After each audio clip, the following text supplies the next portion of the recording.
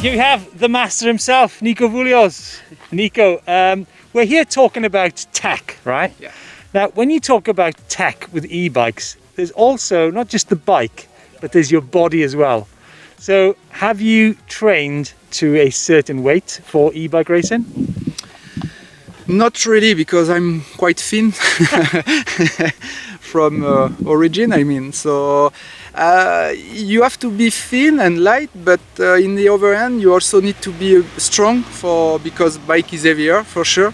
And we really fell at the last race in France. It was 800 drop, and we were all struggling about a bit of arm and even with a normal bike. So I think it's just not weight saving. It also weight, but you need to be strong on the top.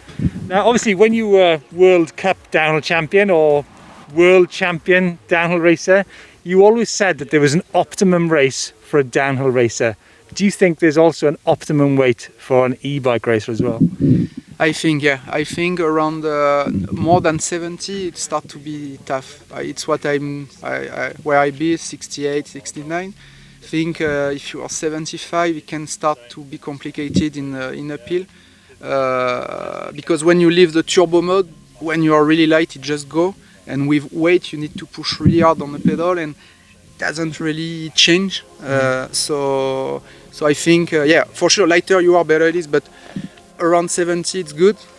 Around 80, I think it's tough. What about 95? You just battery consumption is just you need to ride a 1000 battery. Hey, listen, let's talk about strategy when you ride maybe the liaison stages or the power stage. Are you using boost mode or are you using eMTB mode? Right now, yeah, just turbo mode, and I prefer use a bit the brake in case. And in liaison, it really depends. If you have to save energy and the stage are down, you can just climb in turbo and really. But then, if you have a power stage, you need to save power of the battery just to have the maximum energy. And you can feel when the battery is full, it's different than when So then you have to find the mix of saving energy, but not killing yourself. Also pedaling too hard on the transfer. So. Yeah, you think about for sure. Do you think now when we're talking about power stages and liaison stages, which the liaison stages here in Pietralegura are quite technical as well, has the new CX Generation 4 motor, how much has it helped you to do the climbing with the sort of overrun of the motor? Yeah, but for sure in liaison it's always eMTB if it's technical, because for sure it's more smooth and better for traction. It's just in stage, sometimes turbo for sure. As soon as there is a little flat, you have the power, even if it's the same in a pure uphill. No, for sure it helps, but it comes from the engine. For sure, you need a smooth engine, and the programmation need to be efficient. It also comes from your suspension setup, tire, compound, pressure, and you really feel that if your suspension setup is good, you have a better traction, and you just keep going. Yeah. With the engine as well. It's really a package of everything. Exactly. Let's talk about tire pressures. Now, obviously, you're going to be riding some really hard downhill stages, but then super technical uphill. Do you change your tire pressure for the uphill stage?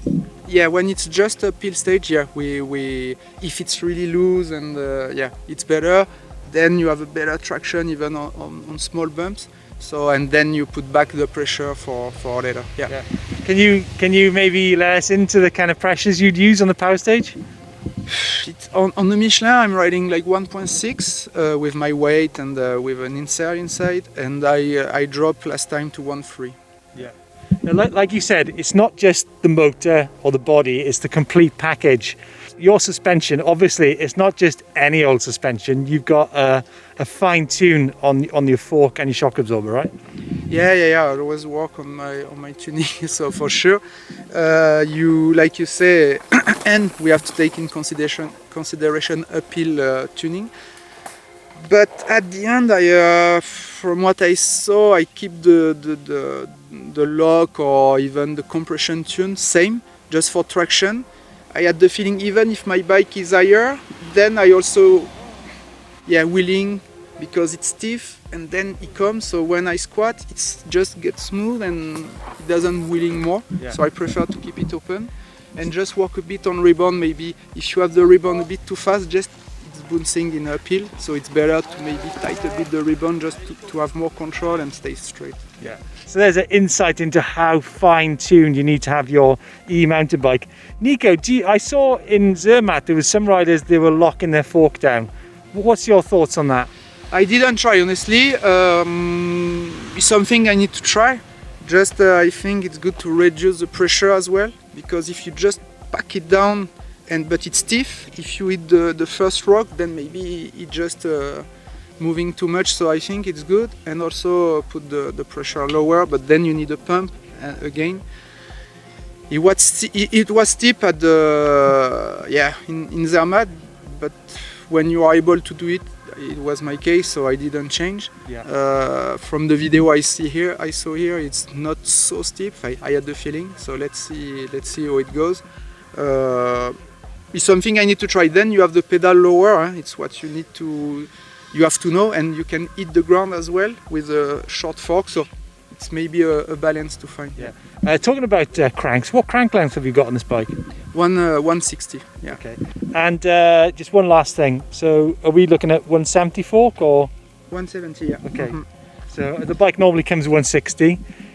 So have you changed? So the bike's normally 160. So have you changed any of the geometry of the bike to accommodate the longer travel fork? No. I just changed for here. I had half degrees more in the previous races, and like here it looks tricky. I just put 0 like from stock, 0 headset cup, and then I maybe want to try maybe the Lyric back also for here, because it's not so steep and it's really really twitchy. Okay. So maybe there is no really big advantage of with the Zeb. So I need to just check. I have to think about for later, because Lyric works well as well, and just if it's really rough, you're happy with the Zeb.